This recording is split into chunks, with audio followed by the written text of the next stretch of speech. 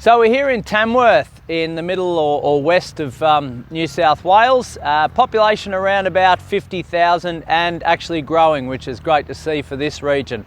Majorly impressed by this area. We've stayed here an extra couple of nights, not just because it's been pouring rain, but indeed it's a beautiful spot to be. Mountains around us, nice agriculture, green grass, plenty of cattle around. The place is vibing with opportunity. So as you can see behind me, people are going into work.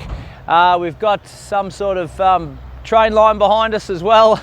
It's 8 o'clock in the morning, give or take. I'm sitting on the pump track, which on the weekend just swells with kids coming for skating and bike riding and scooting, everything that's going on here. So there is a lot to do here in a region such as this. It's famous for its country music festival, of course. So other than the boot scooting, there's a lot more to do in this area.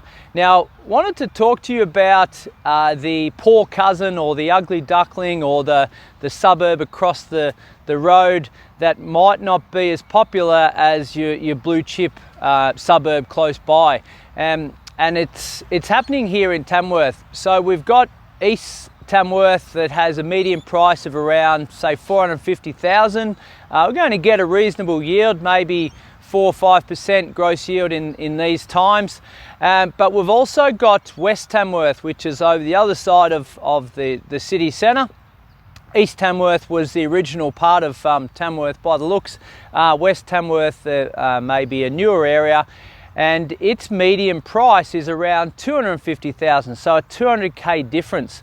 Now, why is that? Well, the popularity of living in East Tamworth, closer to the hills, good schooling, it just is a more favourable area to live.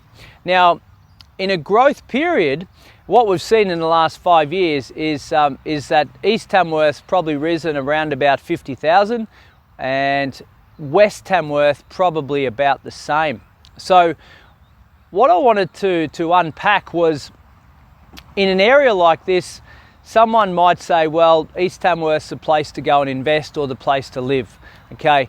But if East Tamworth goes up 200,000 or 100,000, is West Tamworth going to trickle along and follow that urban sprawl, or, as I said, that poor cousin? Absolutely it will. So it may not even require some sort of regentrification of the area to boost that. It's just an affordability thing, that if we've got a $200,000 discrepancy in median house price in an area, then naturally that poor cousin, that ugly duckling, is going to have some uplift, right? And I've seen it locally on the Central Coast where I live. There's two suburbs, or they've both got similar names, but one's east, one's west, and there's a 500k difference in some cases. So there hasn't been anything done to that poor cousin in the last probably 20 years. No new shops,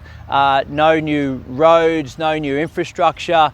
There's nothing that's regentrifying that poor cousin area, yet the house prices has doubled in the last 10 years. So something to think about there. We all want to live in blue chip regions. We all want to be investing in good solid locations, but don't forget the poor cousin, the ugly duckling. It just could be right for your portfolio, especially if the yields are quite attractive to begin with. So hope that finds you well. Hope you're surviving in the wet weather that we've had, especially in New South Wales. Our next stop is Mudgee. So yeah, coming to a close. We're getting close to Easter. The Easter Bunny will be coming soon, but Mudgee's our next stop, and look forward to chatting to you then.